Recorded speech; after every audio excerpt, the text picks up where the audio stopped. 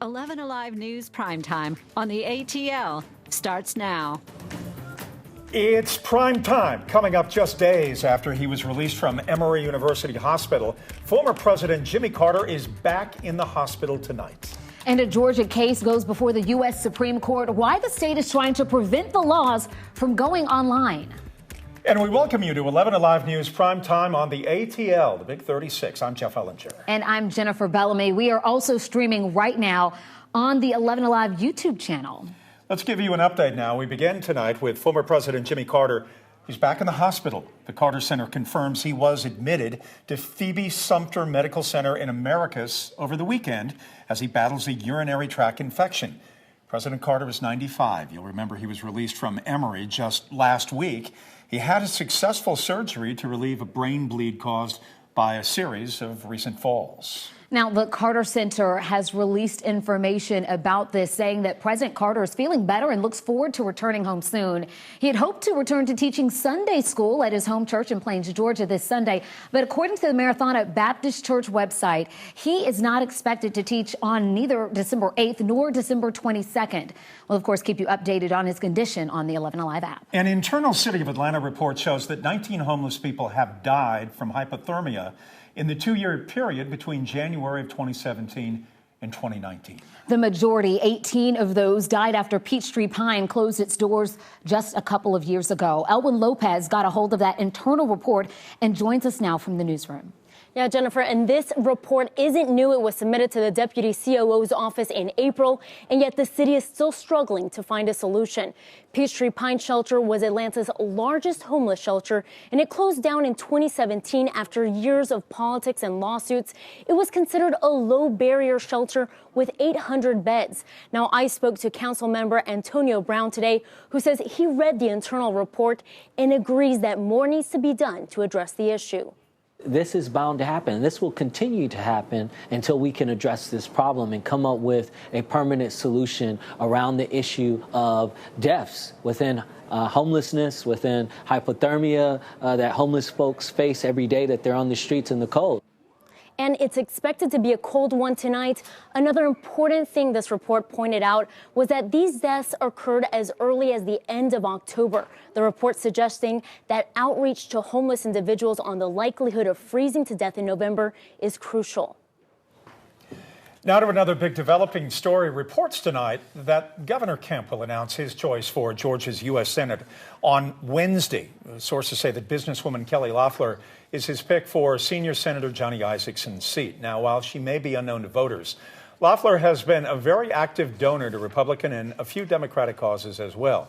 But Governor Kemp would be appointing her over objections from some conservative Republicans. Doug Richards has more on Loeffler's background. Her public face is that of an owner of Atlanta's professional women's basketball team. Kelly Loeffler's political face is backstage in 144 donations listed on the Federal Election Commission's website. More than $600,000 just since the start of last year, almost all of them to Republican causes. After growing up on a family farm in Illinois, Loeffler's career in the financial industry appeared to take off after she got a job at a company called Intercontinental Exchange. Then she married its CEO, Jeff Sprecher. In 2013, Sprecher's company bought the company that owns the New York Stock Exchange.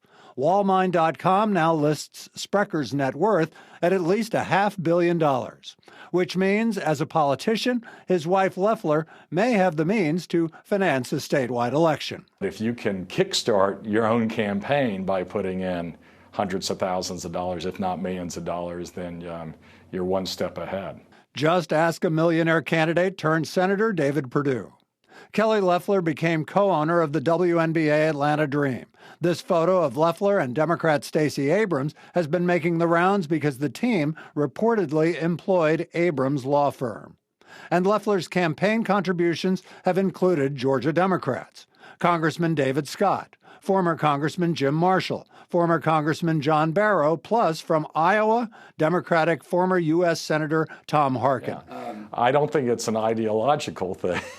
I think they look at it as a business transaction. Former State Representative Doug Teeper says wealthy political donors are frequently at least a little bipartisan. You should not be surprised to see that she gave money to Democrats as well, just like President Trump did for many years. And today, some conservatives from inside and outside of the state have been going after Governor Kemp on social media for planning to name Loeffler to the Senate seat. Many others have come to his defense as a formal announcement looms somewhere in the middle of the week. Senator Johnny Isakson will deliver his farewell address from the Senate floor tomorrow. Afterward, Georgia Senator David Perdue and other lawmakers will honor Senator Isakson's decades of public service. We will share highlights with you tomorrow at 6 on 11Alive, and you'll be able to watch the full tribute on our 11Alive YouTube page. Glowing tributes and heartfelt goodbyes. Sorrow and celebration filled the church as hundreds remembered Almond Turner. He was a former assistant police chief, a deacon, a school board member, and a husband and a father. And he was allegedly murdered at the hands of his nephew. Turner was a staple in his community, dedicating 45 years of service to Newton County. He was the highest-ranking African-American on the Covington Police Force. And during today's funeral services at Springfield Baptist Church in Conyers, it was clear he made a lasting impact on those around him. We lay to rest a giant of a man, a giant of a community leader, a giant of a father, a giant of a husband, a giant of a brother. And there will never be another Almond James Turner. In his almost 70 years, Almond has made a profound impact on so many lives. We love him so much. I couldn't have asked or even dreamed about a better grandfather to us.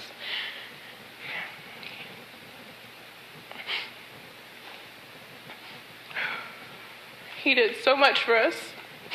He was our rock. He was our superhero. Turner leaves behind his wife, 3 kids, and several grandchildren.